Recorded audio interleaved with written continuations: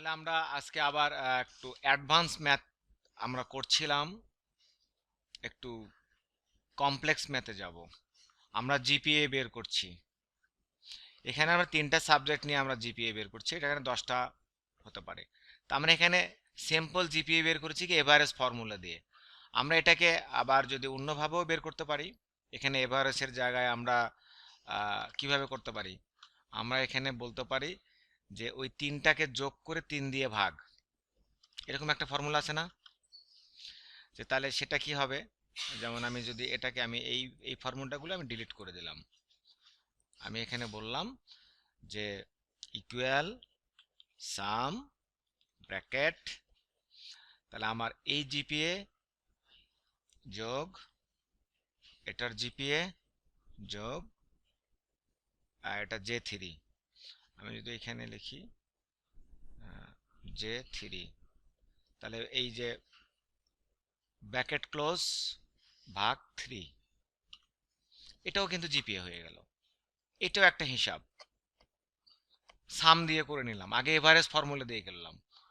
আমরা জানি, আমরা আগে অঙ্ক করতাম যে সে ছয়টা সাবজেক্টে অঙ্কে এত, বাংলায় এত, ইংলিশে এত মার্ক পেয়েছে, গড়ে কত মার্ক পেয়েছে, তাহলে অঙ্কটা কিভাবে করেছিলাম, ওই ছয়টা সাবজেক্টের মার্ক যোগ করে 6 দিয়ে ভাগ দিয়েছিলাম।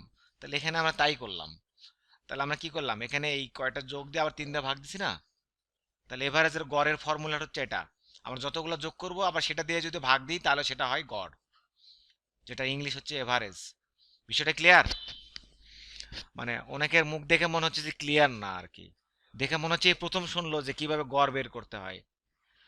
ওই যে ক্লাস 3-4 অঙ্ক করো নাই, রহিম বাংলায় 70, অঙ্কে 85, ইংলিশে 82, ধর্মে মানে 72, সে সর্বমোট 600 মার্ক পেয়েছে, তাহলে গড়ে কত মার্ক পেয়েছে, তখন কি করা হয়? তা আমরা কিন্তু এখানে সেই সিম্পল ম্যাথটাই করেছি। এখন এই ম্যাথের মধ্যে কিছু কমপ্লেক্স আছে, সেটা কন্ডিশনগুলোটা কি হচ্ছে যে যদি কেউ 40-এর নিচে পায় তাহলে তার জিপিএ শো করবে কত, এফ। তাহলে আমরা এখন এটা এই ম্যাথে ঢুকাবো, মানে এই ম্যাথে আমরা ইনক্লুড করে দিব।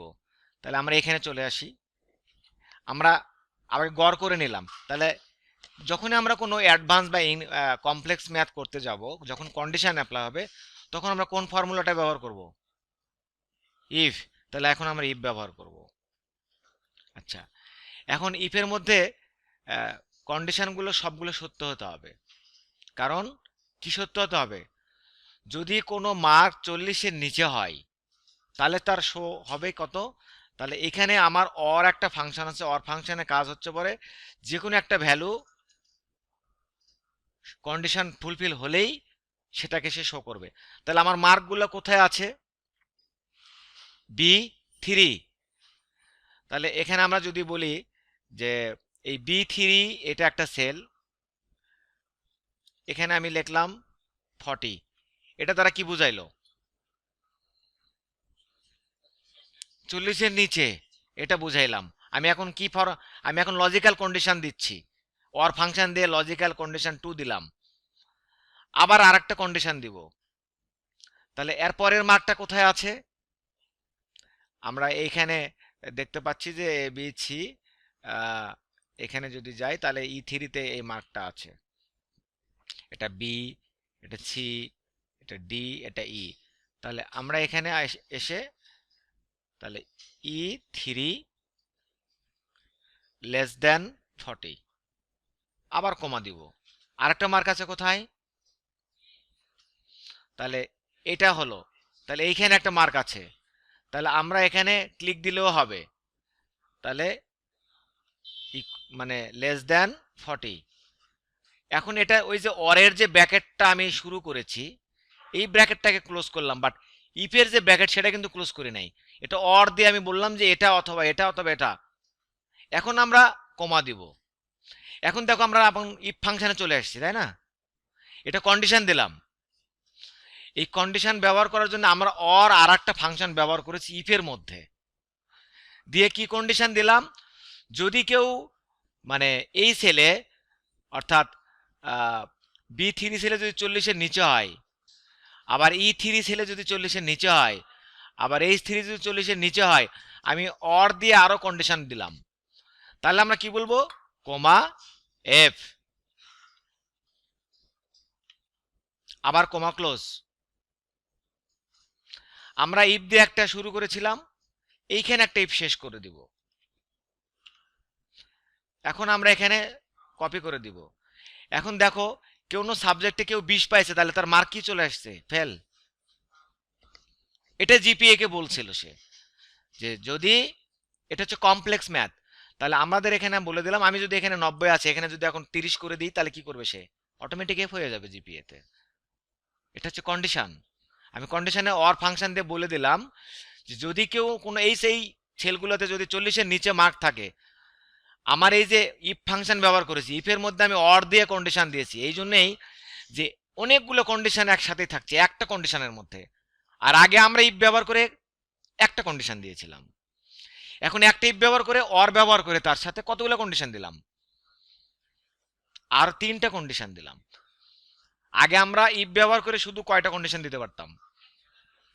তাহলে আমরা একের বেশি কন্ডিশন দিতে হচ্ছে একটা ইফের মধ্যে, তখন কি ব্যবহার করলাম? অর। এটা মাথায় থাকবে। যদি একটা ইফের কন্ডিশনে যদি একাধিক দিতে হয়, তখন আমরা কি ব্যবহার করব? অর। এইটুক মাথায় রাখলেই হবে, রকেট সায়েন্সের মতো চিন্তা করার দরকার নাই, যে আমরা একটা ইফের মধ্যে যখন অনেকগুলো কন্ডিশন দেব, তখন ওই ইফের সাথে আমরা অর ফাংশন ব্যবহার করব। ক্লিয়ার শাহরিয়ার? তাহলে আমরা অর ফাংশনটা কেন ব্যবহার করলাম? একটা ইফের কন্ডিশনের লজিক্যাল ভ্যালুর মধ্যে যখন আমরা অনেকগুলা কন্ডিশন দিব, তখন আমরা ইফ ব্যবহার করব, অর ব্যবহার করব। ক্লিয়ার? তাহলে এই কন্ডিশন শেষ। আবার আরেকটা কি কন্ডিশন বলেছে এখানে? আবার বলছে যদি এ বি থাকে, তাও জিপিএ কে অ্যাবসেন্ট শো করাইতে হবে। তাহলে আমরা এই কন্ডিশন দিব। আমরা আবার ফাংশনে ফিরে যাই, আমরা কিন্তু ওই ফাংশনের মধ্যেই করছি। আচ্ছা, এবার একটু জুম করে দিলাম। এবার আমরা এই ফাংশনের মধ্যেই করছি। এখন আমরা কি দিব? Comma if. আবার ইফ ফাংশন ব্যবহার করব না? এখন আমরা কতগুলো কন্ডিশন দিব? একটা, একাধিক? তখন আমরা কি ব্যবহার করব? আবার অর। এইটা মাথায় রাখতে হবে, এই অর ফাংশন আবার ব্যবহার করব। কেন? যদি কোনো মার্কের জায়গায় অ্যাবসেন্ট থাকে, তাহলে আমার এই মার্কের জায়গায় যদি অ্যাবসেন্ট থাকে, তাহলে কি হবে? Equal A B, double quotation দিয়ে দিই এ বি, কারণ এ বি তো আর গ্রেটার দেন লেস দেন হয় না, অ্যাবসেন্ট আমরা এ বি দ্বারা বোঝাচ্ছি। ক্লিয়ার? তারপর কি করব? কমা দেব। আরো একটা মার্ক আছে আমার, কোথায়? এখানে। এখানেও তাই করব, equal A B, A B. ওকে, আর একটা কন্ডিশন দিব এখানে অরের। দেখো অরের কতগুলো লজিক্যাল কন্ডিশন আমরা দিতে থাকতে পারবো, আমরা 30টা পর্যন্ত কন্ডিশন দিয়ে যেতে পারবো। তাহলে আবার আরেকটা কন্ডিশন কি হবে? এইখানে মার্ক আছে, আমার এটা ভুল হয়ে গেছে মনে হয় নাকি, মার্কটা একটা হচ্ছে 71, এটা হচ্ছে ই, তারপরের মার্কটা আছে 90। তাহলে এখানে ইকুয়াল গ্রেটার মানে double quotation A B, double quotation close. তাহলে এই যে অরের যে আমরা 3টা নিলাম, এখানে আবার B3 নিলাম। B3 কেন? আমরা এখানে হ্যাঁ B3 নিয়েছি, তারপর E3 নিয়েছি, ঠিক আছে। তারপরে আবার এসে H3 নিয়েছি। এখন এখানে এই ব্র্যাকেটটা ক্লোজ। কার ব্র্যাকেট ক্লোজ হলো? অরের। যদি এটা হয় তাহলে আমরা কি করব? এখন আমরা আবার লজিক্যাল টেস্ট দেওয়া শেষ, এখন ট্রু ভ্যালু একটা দিতে হবে না ইফের? আমরা ইফের লজিক্যাল টেস্টের মধ্যে মাল্টি কন্ডিশন দেওয়ার জন্য অর ব্যবহার করলাম। তাহলে লজিক্যাল পার্টটা শেষ ইফের। এখন ভ্যালু দিব, কি ভ্যালু দিব? অ্যাবসেন্ট। এই অ্যাবসেন্ট কথাটা আমরা এই অ্যাবসেন্ট স্ট্রিংটা দিয়ে দিলাম। ক্লিয়ার? তাহলে আমার কয়টা ইফ ব্যবহার হলো?